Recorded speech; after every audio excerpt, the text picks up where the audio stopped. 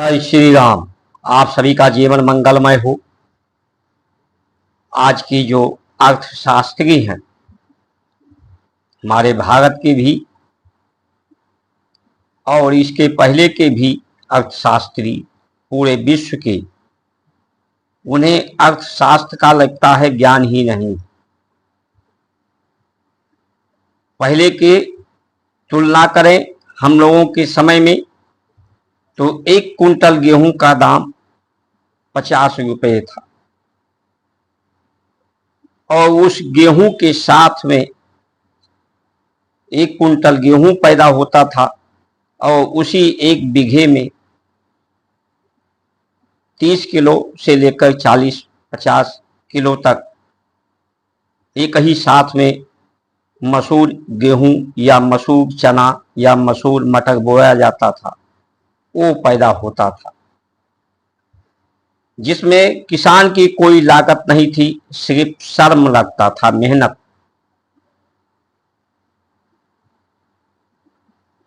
तो वो 50 रुपए का आज 2400 कुछ रुपए हो गया। तो लेकिन मात्रा तो वही है, संपदा तो वही है।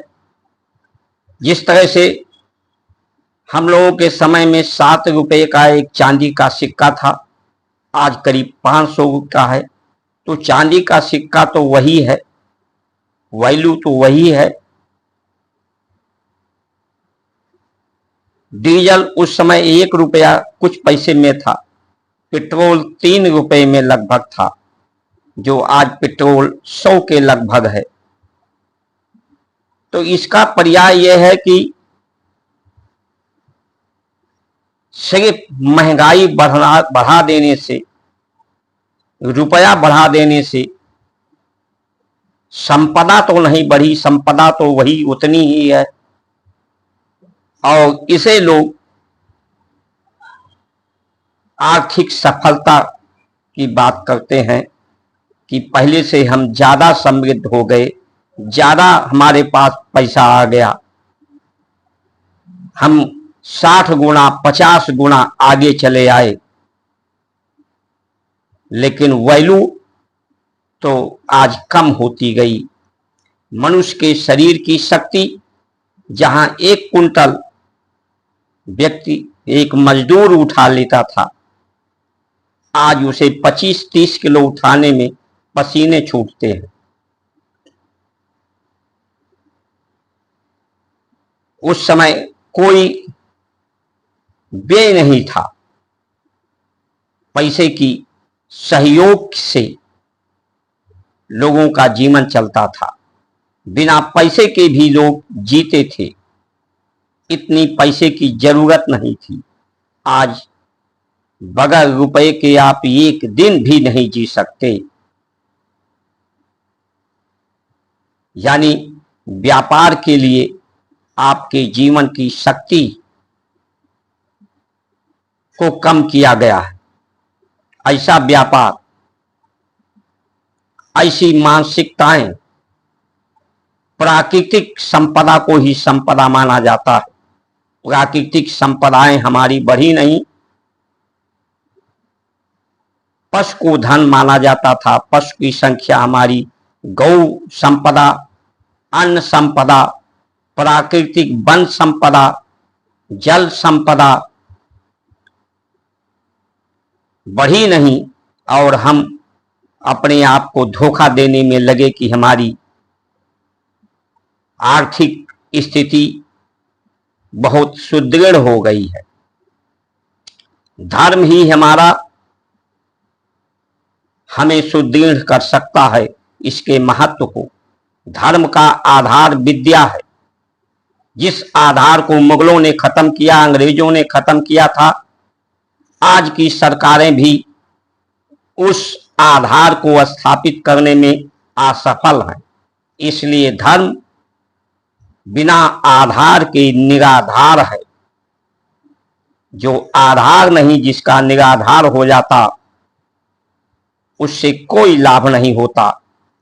लोग कहते हैं कि कलयुग यही क्यों है, ग्रह नक्षत्रों की बात यहीं क्यों की जाती है?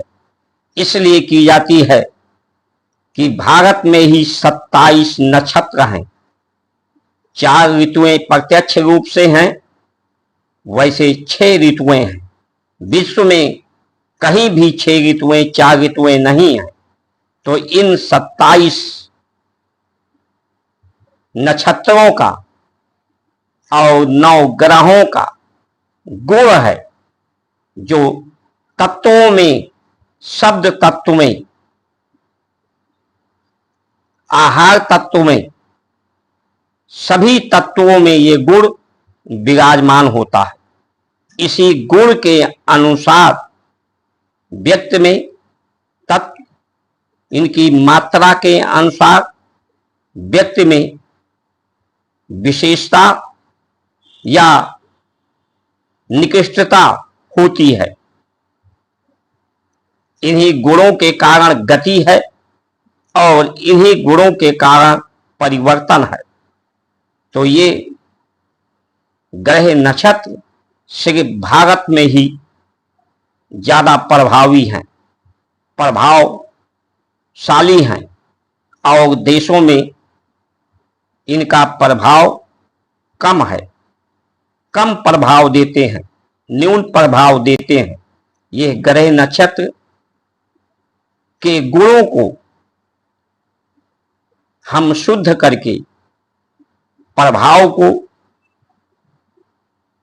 कम करके, निर्गुण करके, सगुण करके जब इसका हम प्रयोग करते हैं ग्रह नक्षत्रों के, जिसे शब्द मात्रा से, मंत्र से, हमारे यहाँ संस्कृत के, हिंदी वर्णमाला के शब्दों का विस्तार, श्रृंखला की व्याख्या है, सीमित नहीं है।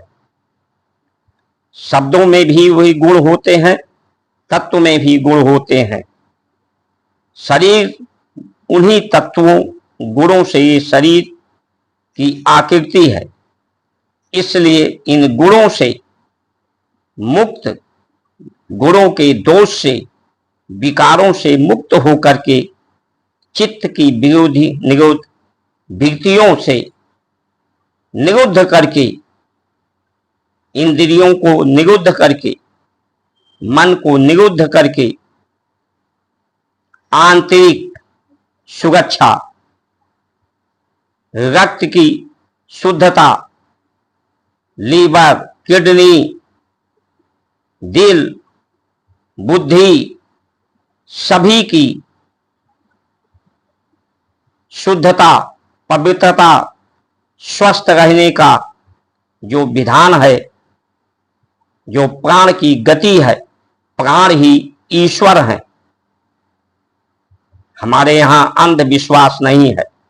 प्राण को ही ओम भूर्भुवः स्वः तत्सवितुर्वरेण्यं भर्गो देवस्य धीमहि धियो यो न प्रचोदयात्, उस प्राण स्वरूप परमात्मा, यानी प्राण ही परमात्मा है।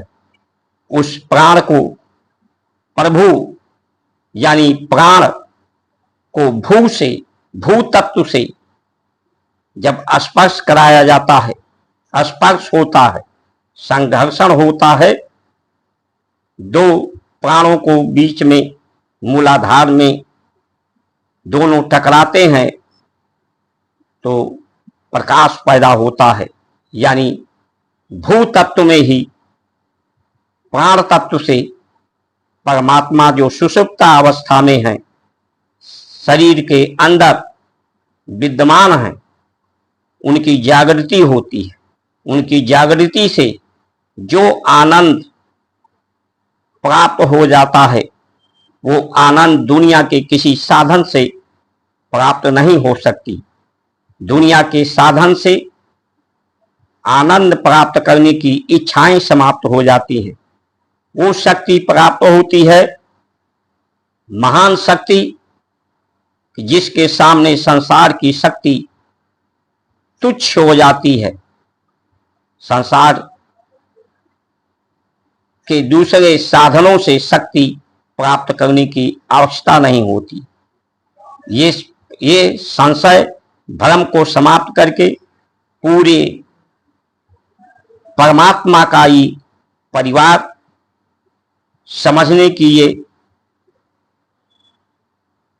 हमारी संस्कृति है कि परिवार का हर सदस्य जो जिम्मेदार, परिवार का श्रेष्ठ है, जिम्मेदार है, मुखिया है।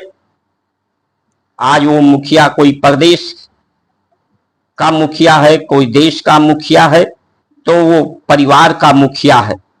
जब तक प्रत्येक परिवार हमारा मानसिक रूप से, मन से हम सभी की परिवार की शुभेच्छा रखें,